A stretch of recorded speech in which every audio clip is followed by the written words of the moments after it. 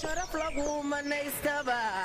midii aqoontiyo mayraxa ku qaaday hooyo adiga mudnaashale hooyo adiga mudnaashale mufti iyo aqoonyahan miliile cabwaaniyo barameeli fiyaba macallinkii wax baraye hooyo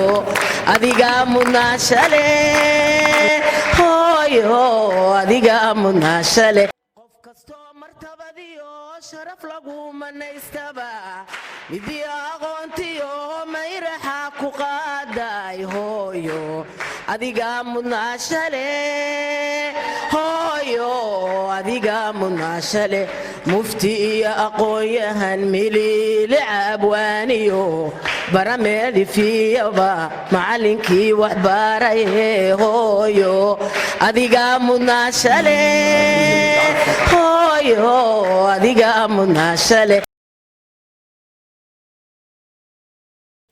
waa bahda xarunta aayatiin shaqadeenu ma ahan oo kaliya inaan ubadka korino ama barbaarino waxaan waqti gelinaa isbedel bulsho oo kasoo bilowda qof qoys